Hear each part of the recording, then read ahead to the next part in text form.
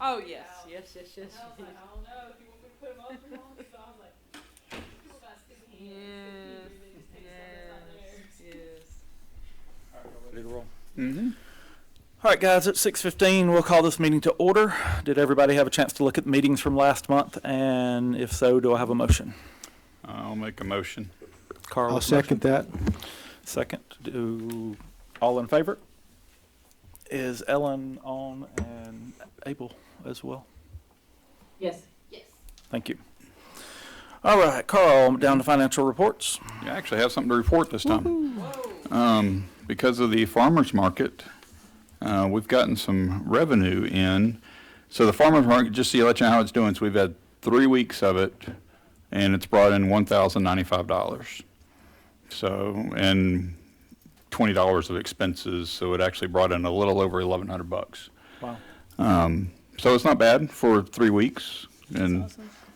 I mean it's a good little revenue stream. It's not going to give us enough to start buying stuff, but it's a good little revenue stream to start with, and I think it's a great thing for downtown too.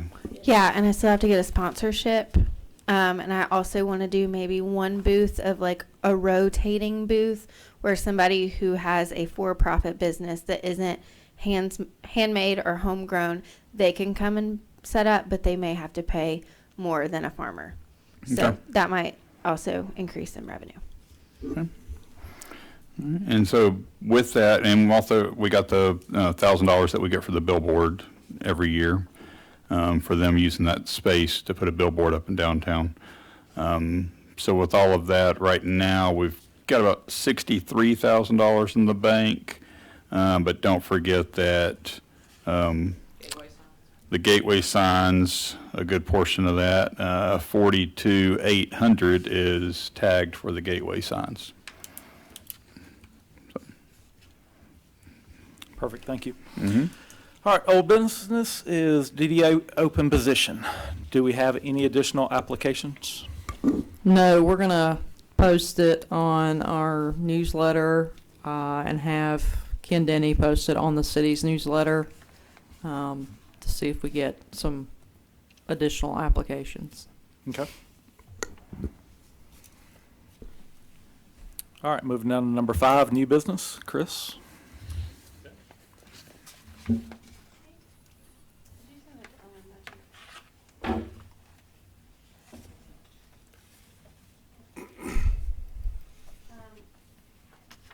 I'm going to email this to you really quick. All right.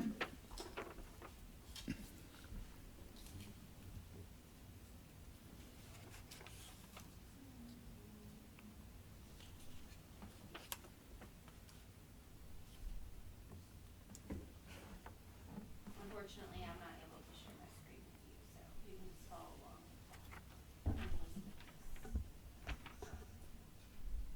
I can do that. Thank y'all for piecing me in.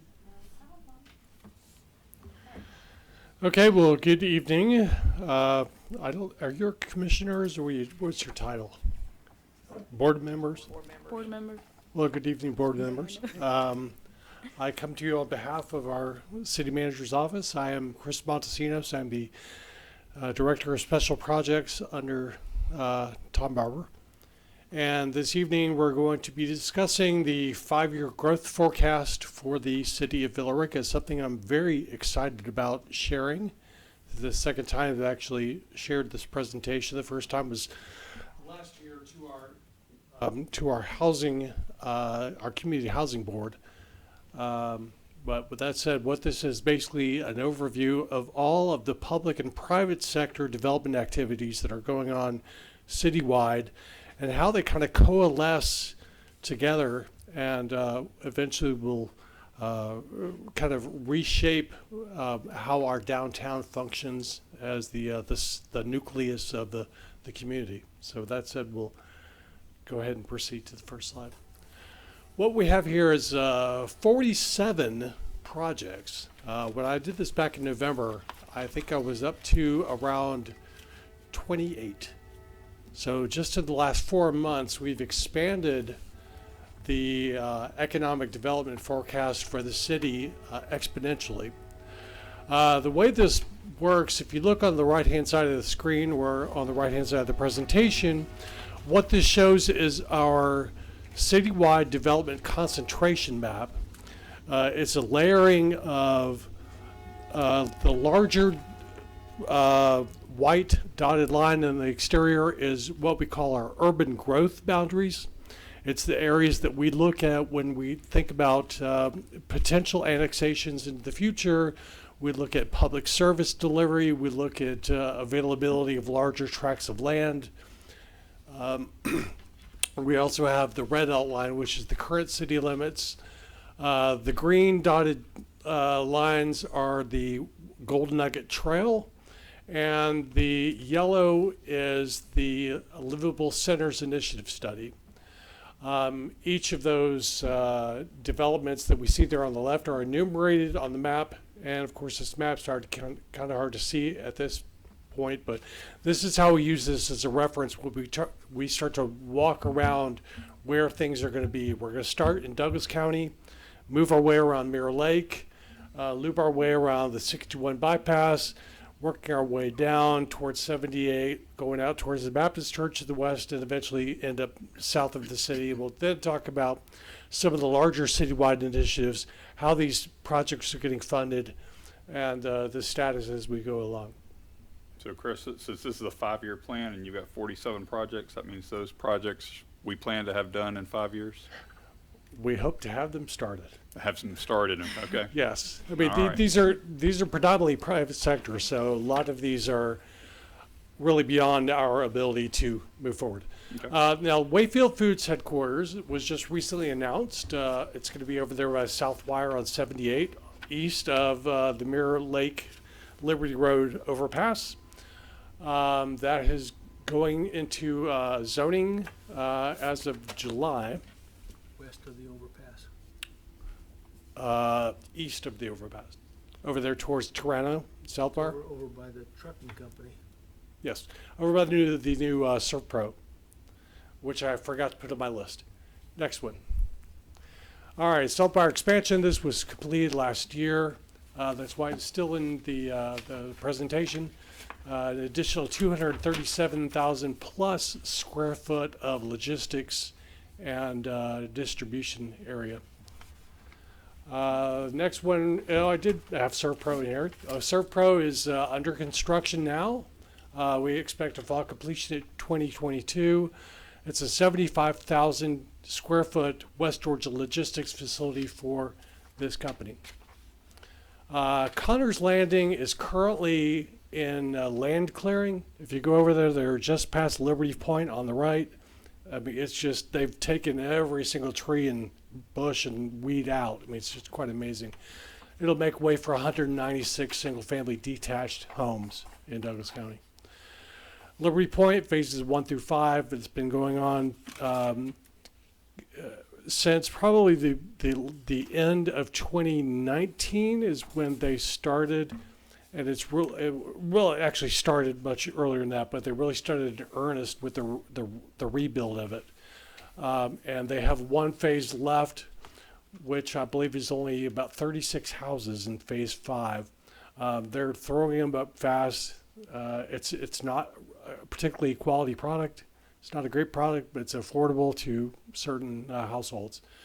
I believe 298 units in total in that subdivision. Water Mist phases 2A, 2B, and 3 basically are on the east and west sides of Mirror Lake Parkway, on the south side of Lake Valdemar. Will consist of 155 new single-family detached homes. This is part of the Mirror Lake Master Plan and has been approved per zoning, but there have not been any permits pulled as of yet. South Harbor Phase 2A and 2B. Similar, excuse me. This is to the west of. I'm trying to get my bearings on the map there. Okay, this is to the south of Lake Valdemar, kind of in the heart of the Mirror Lake subdivision. 84 new single-family detached homes. It's currently under construction. I can't really speak to where they are at this current stage, whether they're doing infrastructure or if they're actually starting to build, but expect that those will go fairly quickly. And those are going to be a much higher price point product, especially in today's current market. Fairways 16 and 17, those are on the north side of Lake Valdemar, over by, I believe that's the South Harbor. Those are in conceptual phase, have been approved by zoning, but there's not any permit activity associated. It's 209 single-family residential units. Northwoods 2 and 3, they are just starting to do some of the clearing for a central road. That was actually a project that was defaulted back in the housing bubble. And so some of the infrastructure was put in, but I don't think that it got far enough along where it's in any keepable condition at this point. But there is new activity moving forward, and that will account for another 259 single-family detached units. Connors Road Park is a large parcel that's 160 acres roughly, that's owned by the city of Villarreca. The intention is to turn that into a large structured and passive green space area. We are currently working on a grant with the state, which I don't know if I probably did detail a little further in the plan, but it would basically constitute all of the Gold Nugget Trail in Douglas County. Very simply, the 78 Connors Road Roundabout, this is something that's being proposed by the Department of Transportation. It has gone through the planning process, but I'm not really sure where it is as far as their programming goes. On the roundabouts, I know that's the up-and-coming thing with GDOT and any other state for that matter, but do we have any input on the size of these, or is that strictly up to them? These are state routes, and they're state-funded projects, so I would think that they probably have, I mean, if you look at Connors Road, it's not really a big feeder road. If you look at 78, it's only one way each way, I mean, with the turn lane. Yeah, but you've got the east-west connectors putting their distribute or their hub there Yeah. for that. So you're going to have tractor trailers coming out of there. If they've got to come out and go around the roundabout and go to the west, that's tough on the size that they're building right now at Punkintown. And Yeah, I know the controversy behind roundabouts in the city, and they just don't build them big enough. It's not going to get any better, and it's not going to get any worse. In fact, they're just going to get more of them. Okay. I think there are probably around 7 that are actually planned in the city. So this will be the land of roundabouts. I just wish they would make them bigger. That's right. We're changing our slogan from VR to a roundabout. East-West Express is, as you were just mentioning about the entryway into the roundabout. Just recently completed an 18,000 square foot office shop facility. We expect that to be actually completed by the spring of this year. I think they have some surface finishing to do before they're completed. Wood Partners PEC. This is the property that's located to the north of the olive tree. It's got some challenging topography, but the proposal by PEC and Wood Partners is for a higher end multifamily development for downtown. 300 units. Downtown streetscapes. With the completion of the Lci study in December of last year, I've applied for our first phase of Lci implementation funding, which is for the Main Street, Temple Street reconfiguration plan. This is going to be dramatically impactful for downtown.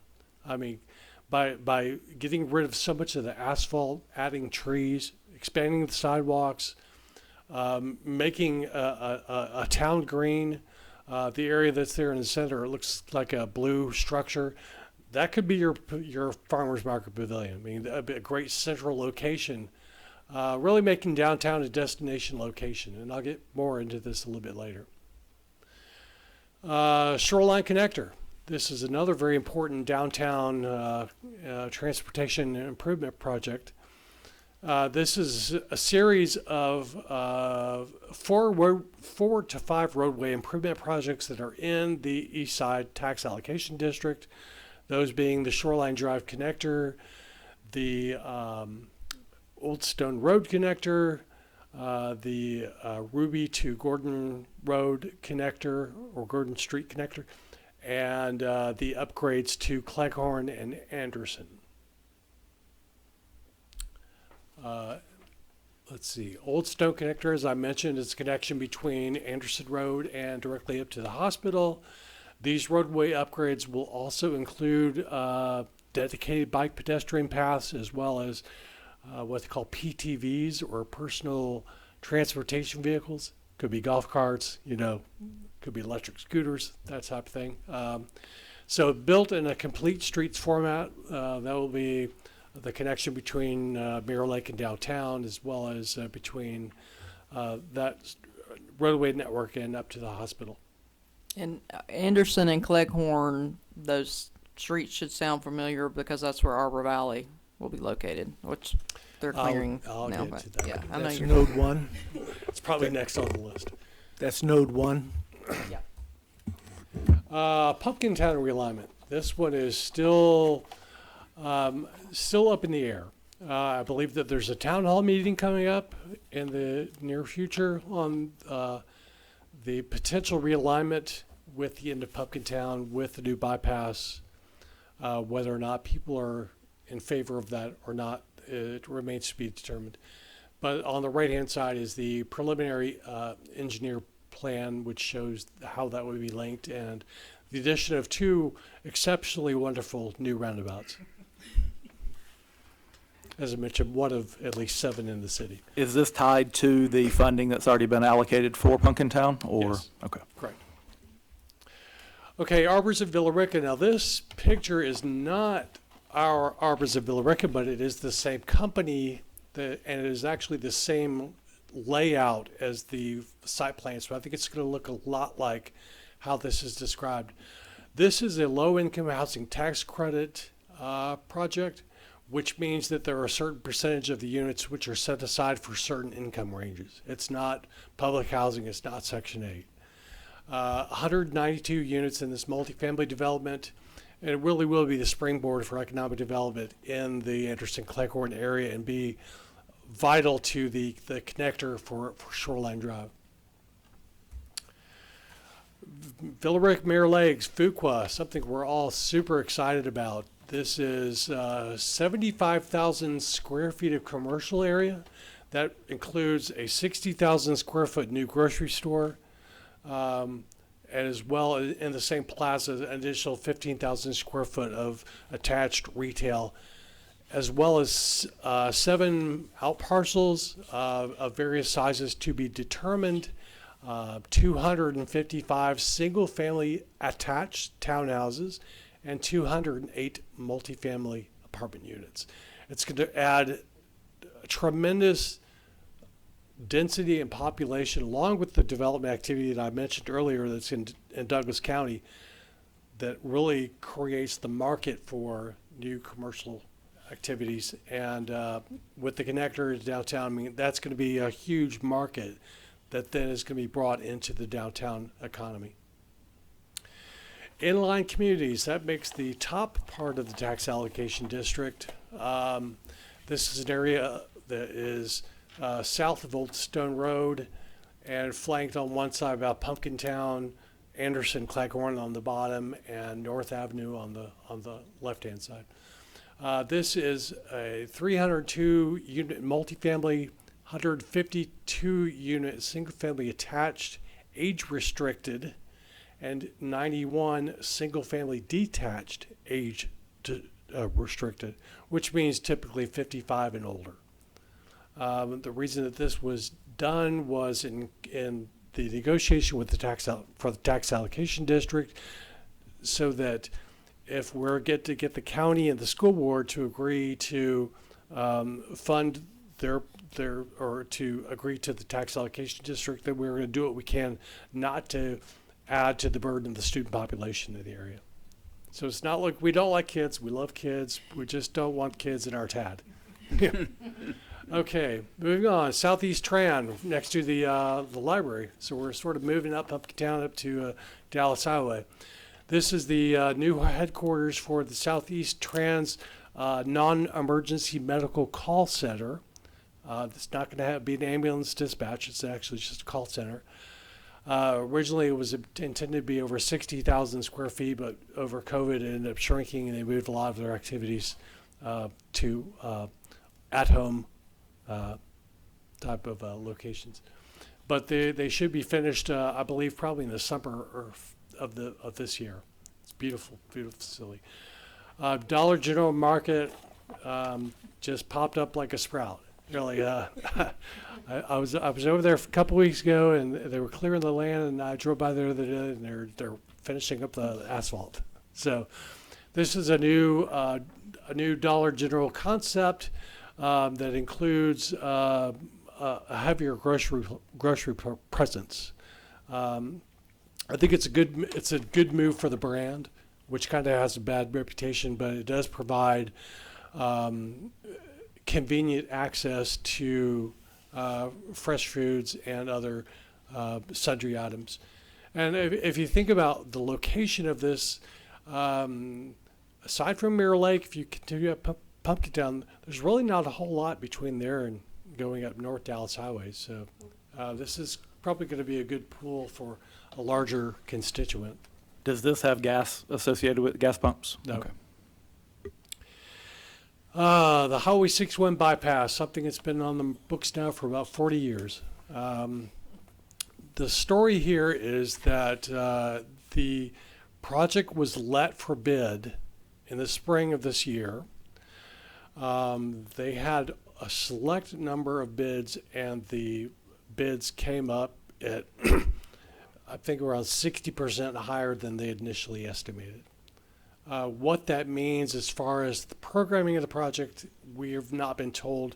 We are told that it is moving forward. I don't know if they're going to rebid it again, but because of the supply chain issues and raw material and labor, that's really pushed up the price, and so that kind of puts a wrinkle in the timeline, but I don't think it necessarily takes it off the books. So we're hoping this project will move forward expeditiously and hope to have it finished by the fall of 2024.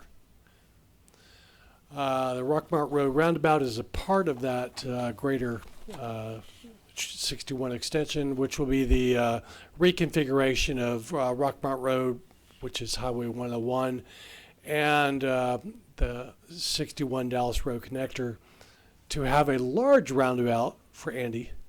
And there was actually even talk of a really super large roundabout at 61 and 78, which would be like a 2 to 3 laner in each direction. We'd have to put like a big statue, put the gold Get your statue in the popcorn middle of on. it. Gold miner statue. All right. So again, this is a project that's programmed with the bypass. Legacy of Villarreca, Walton Communities. This is an exceptionally high quality housing tax credit development that was done in conjunction with Walton and the Villarreca Housing Authority. It was partially subsidized by what they call the Rental Assistance Demonstration, or RAD.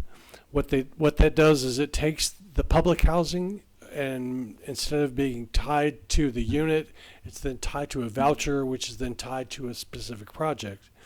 In this case, I believe that they used around 30 of, they tore down 30 of the public housing buildings. My numbers may be a little shaky on that, and then they're going to voucher those back into the development, which will help to subsidize the development moving forward.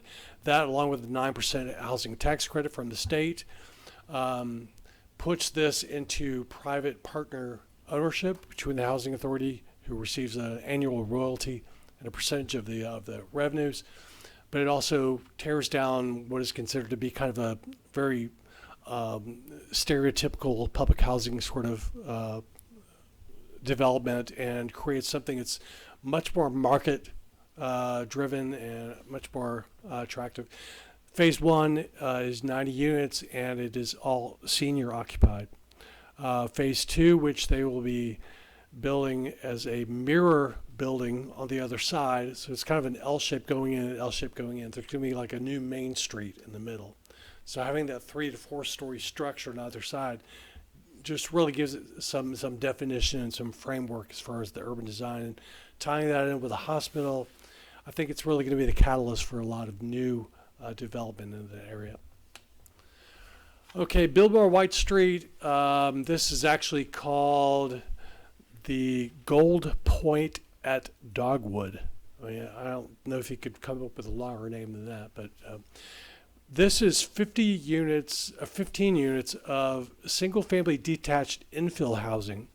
These are going to be sort of a craftsman cottage-style homes that we worked with the developer to preserve the existing large hardwood trees that were located towards the perimeter of the property in order to give them one access point. We got them to save a lot of old historic trees and kind of keep the character of the neighborhood, which is not dominated by front load driveways and garages. This is all rear load access. So I think it's a good example of the city having some sensible guidance when it comes to site design and how that really ties into the character of the community. Where is this located, Chris? This is off of this is kind of off the railroad spur that goes over to Fullerville. Okay. It'd be like North Dogwood. Okay. The Mb2 Pavilion, everyone knows Bain Dental. This is a project that was finished last year. This was a $10 million investment. I think that's significant to point out that they were willing to bring that into our community. It's a great facility. The upstairs is going to be used for a dental teaching center or facility with the dental facility downstairs. It's completely separated, but it's almost a little bit over an 18,000 square foot building. It's a really nice landmark and gateway into downtown. Rockhaven Homes. This one is off of highway, off of 61 and 101 Industrial Boulevard, which is just south of Leggett Drive. 210 single-family attached homes. This has gone through zoning, a number of variances, and there have not been any permits pulled on as far as I know. So something that we've had some challenges with the design because it's a lot of straightaways and a lot of lined up buildings.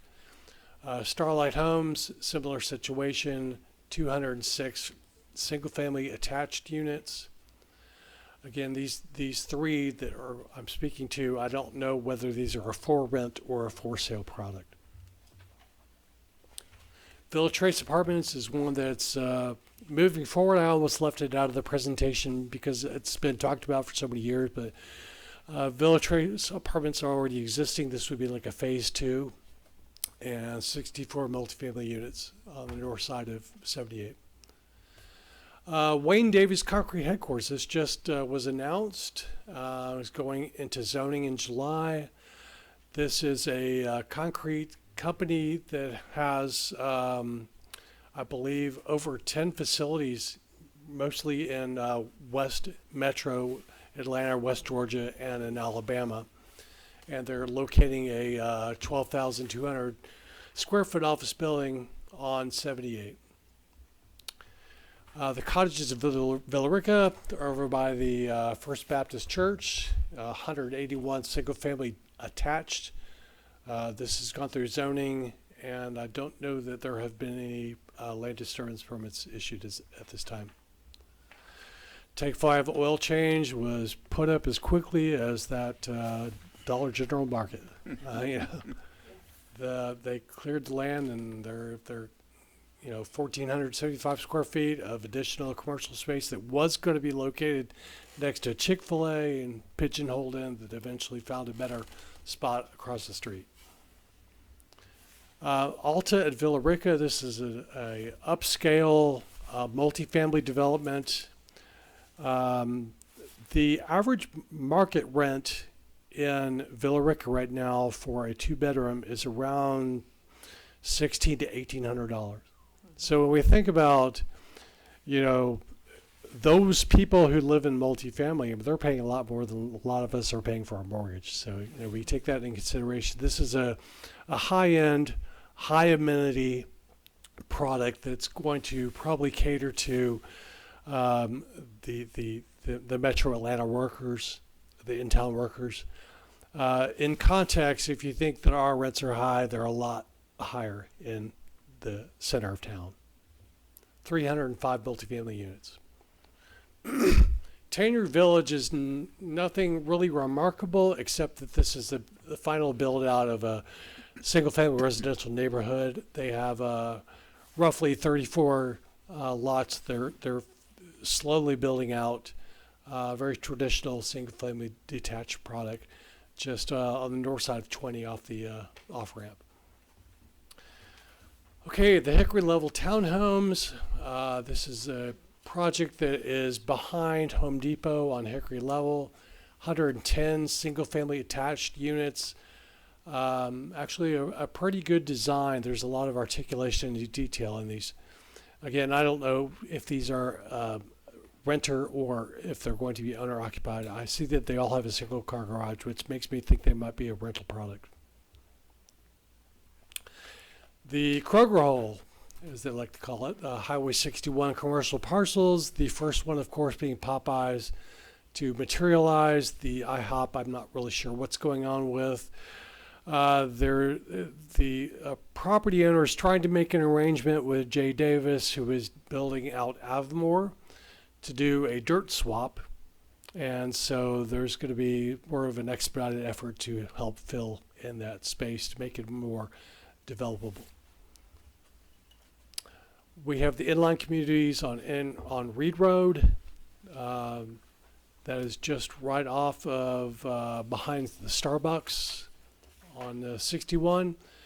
This has been reinvented a couple of times. There's some rock and some slope and such on the property. Okay, thank you.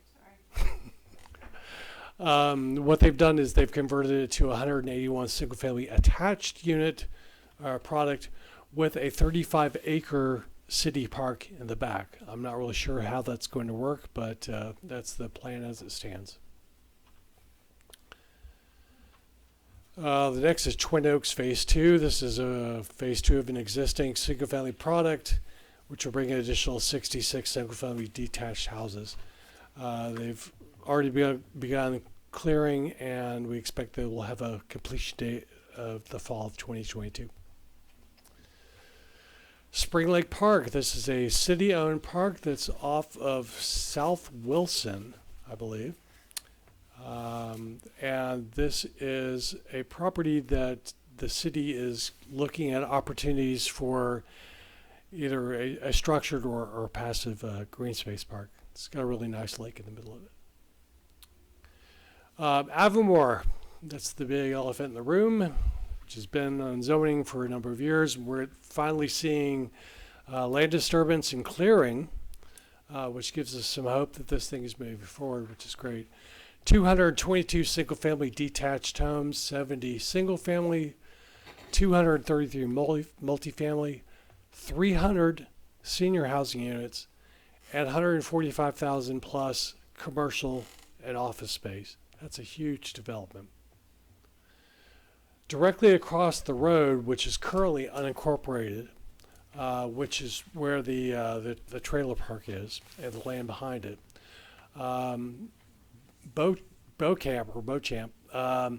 This is 65 acres that we anticipate will have a commercial frontage and a residential rear. It hasn't really gone beyond much of that, but may be incorporated into the Avamore master plan and have to subscribe to their development standards. Charleston Place, Phase 3, this is currently in development. Anticipated build out is the fall of this year, the addition of 53 new single-family homes.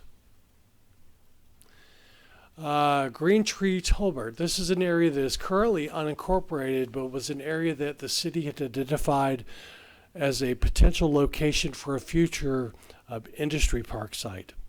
That would require the implementation of additional tax allocation districts for the south side in order to expand the sewer system up South Vanwart to the west plant.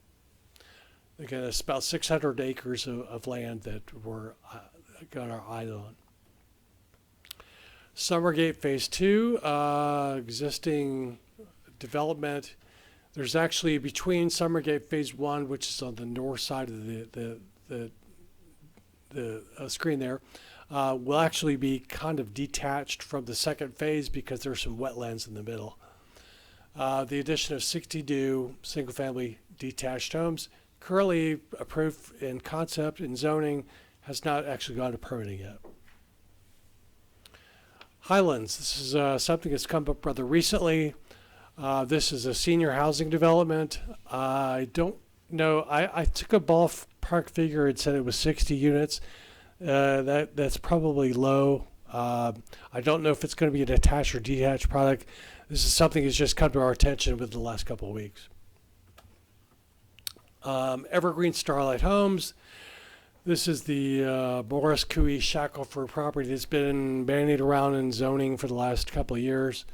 Went through a zoning appeal when we redid the zoning code. Looking at developing both sides, the east and west sides of these southerly most properties in the city for 318 new single-family residential dwellings. So that said, look at this. This shows you exactly everything we just talked about. You know, you say, oh my stars. But this really identifies all the single-family, multifamily, attached, mixed-use, commercial, industrial parks and recs, transportation. We got a lot of stuff going on. One of the things that I like to share in this presentation is that we are awesome. We are absolutely awesome. But that's a different presentation. But we shift now to the LCI. Now, this is an extremely important catalyst to the future of downtown Villarreca, as well as the surrounding areas and the Fullerville Mill District. The LCI study was completed December of last year. It does identify implementation projects that do come with the opportunity to apply for implementation funds. These are federal highway funds that are administered through the Atlanta Regional Commission, and they are an 80% federally funded, 20% locally funded match. It's a great way to leverage local taxpayer resources with the federal dollars that we all pay in our income taxes every year. So the priorities are economic development, placemaking, multimodal transportation options, and economic development. This is our current, the way it currently looks, ain't she a beaut? And then we talk about the concept of how we reimagine downtown with actual shade, with trees, with the power lines not right there on the roads, where it's safe to cross the railroad tracks, where it's, you know, where you have safe places to congregate, and how that facilitates renewed investment by both the public sector and the private sector.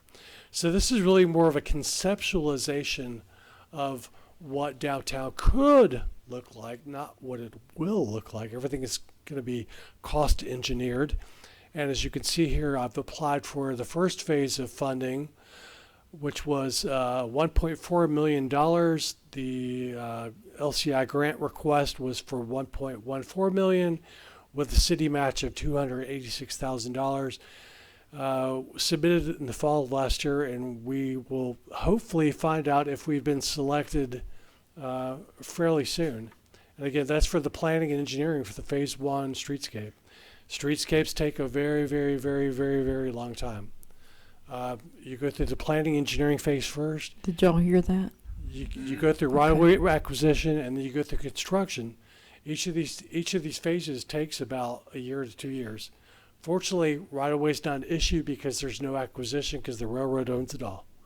So, but fortunately, the Atlanta Regional Commission and the railroad and GDOT have all very long, seasoned relationships, and that they've demonstrated with other cities that are in very similar circumstances. So it's not us up against the railroad like it's been in the past. It's up with our partnerships with GDOT, with the Atlanta Regional Commission to actually make something happen. So very optimistic.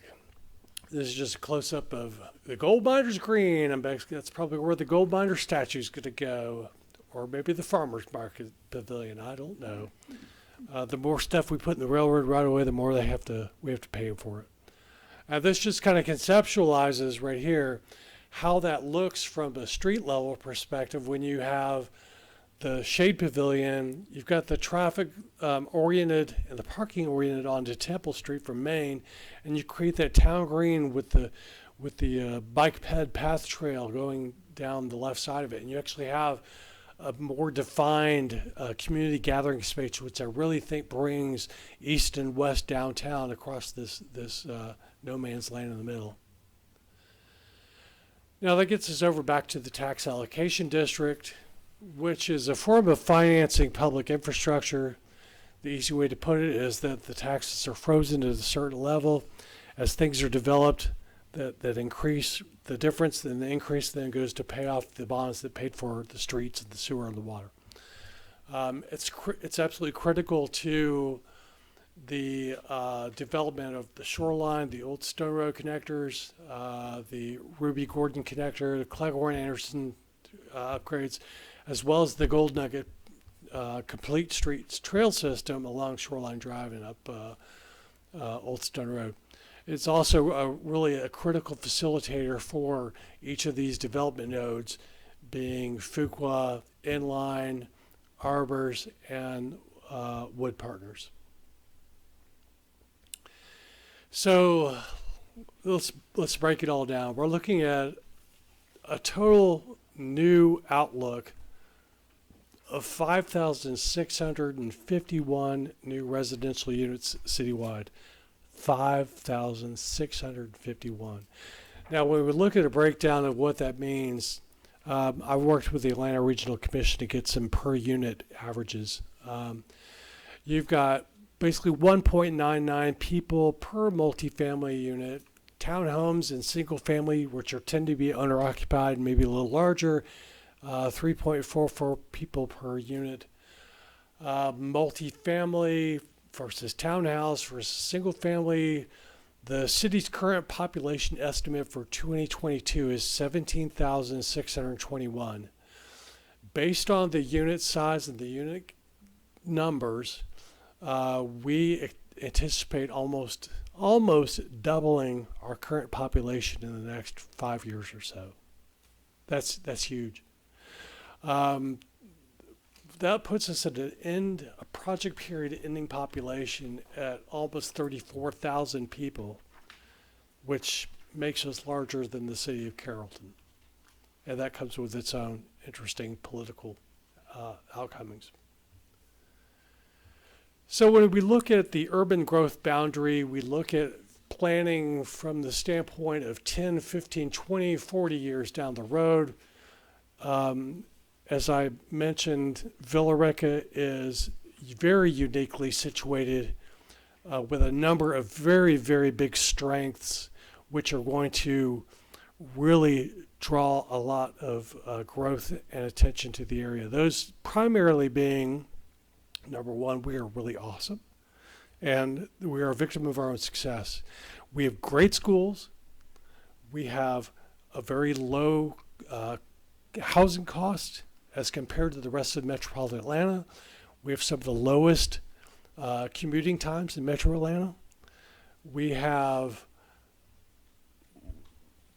excellent public safety. We are actually ranked, I believe, 28th out of all the cities in Georgia with a population of more than 10,000 people as the 28th safest city in the state. That's great. So, we're awesome. People are going to come. They're going to want to live here. We're doing great things with downtown. Growth is going to happen. A lot of folks don't want us to grow. They don't want things to change. They don't want the seat of power to change. But either we plan for it and it's quality and it meets, it doesn't overwhelm us. It doesn't, overwhelm our transportation system or our public infrastructure. And we plan for it, then we can prepare for it. So we look at things such as the Transportation Master Plan that was done 2 years ago. We've got the culmination of the Villarreca Renaissance Plan. We've got a couple of redevelopment plans. We've got the Golden Nugget Trail Plan. We've got the LCI. We've got the new zoning ordinance. We've got so many things that are in our toolbox that we have to address the future needs of the city. I'm not a big fan of transportation master plans because they're a little too dry. But I tell you what, this thing really came in handy when I've been putting together the grant applications for the Shoreline Connector, because it told me what all the traffic counts were. It told me what the impacts would be on levels of service at the intersections. It gave me all the data points that I needed to go and then go to the state and say, we got a great project. You got to give us some money. This is a no-brainer. So we're looking wherever we can to find resources. We've got the RAISE grant, which was for Cleghorn, Anderson, and Shoreline from Cleghorn to Mirror Lake. That's a $8.3 million project. We've applied for $6.4 million in federal funds. We've got the other end from Darden Street up to North Carroll, which will complete the Shoreline Connector. I've applied for a Department of Community Affairs grant, which is I'm going to submit by the end of this week. That is a $1.4 million project, I believe, and I think we're on the hook for the state's on the hook for 1.2 million. We've got the Community Development Assistance Program, which is a project through the Atlanta Regional Commission, where we've partnered with the Georgia Conservancy to, specifically for you folks downtown, we're doing a downtown placemaking and alleyway activation plan.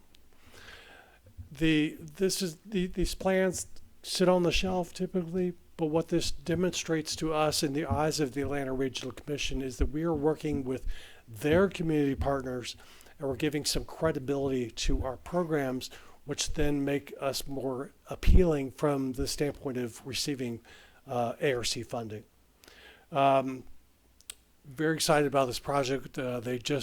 Georgia Conservancy just wrapped up a similar project in Lithia Springs, and we'll also be modeling the portion of the alleyway activation, which also includes some non-alleys. I mean, you've got the alleys behind the East Montgomery corridor, but you've also got Church Street, and you've got the ones that are kind of often behind the businesses on the north side that we also want to look at. How do we make these more inviting for people to utilize?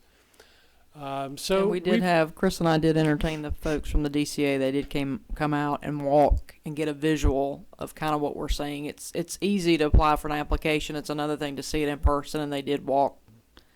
We did walk the entire downtown so they could see kind of what we're trying to do. So summary, we're going to be larger than Carrollton. We're going to be awesome, more awesome, and that's about it. Thank you for your time. I didn't mean to run over, but it's a lot of information to cover. Anybody have questions, Sir Chris? Thank you for that, Chris. Well, thank you all. Shannon, would you email that to all of us?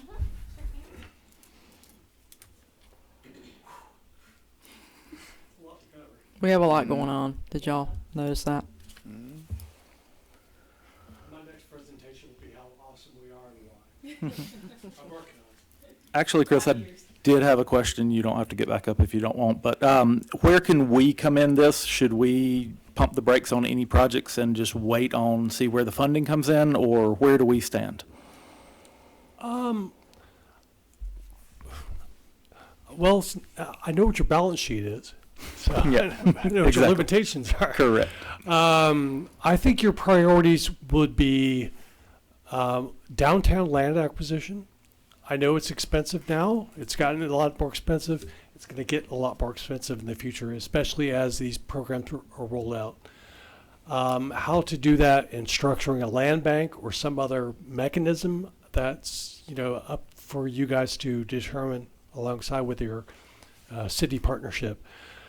Definitely be very engaged and participate in the downtown placemaking alleyway activation program.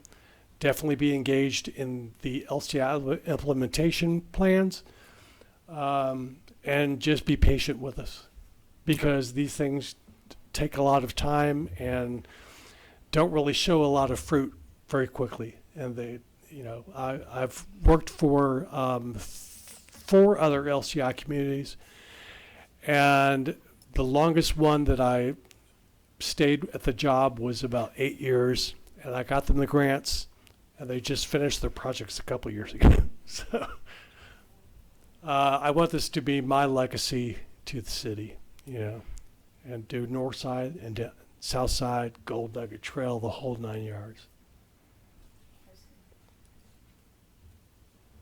Thank you. Anybody else have any questions? All right, we'll move on down to public comment. Items for a future agenda.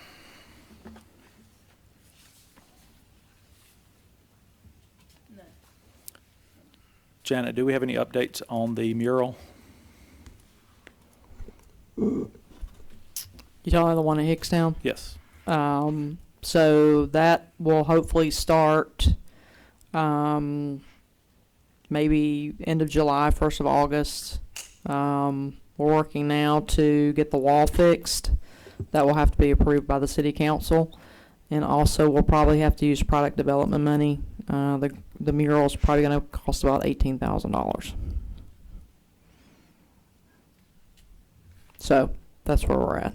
Okay. for that. I won't put that on the agenda then. Anybody else? Any items for future? All right. Do I have a motion to adjourn? Move to adjourn. I'll second. All in favor? Unanimous. Good night. Yeah, the Georgia Conservancy project start next month. Okay. So we'll be coming up with a strategy and holding. I want to have the Main Street Board and the DDA as kind of the steering committee in some sense. Because this is your guys' area. So we're going to do a couple of public engagements.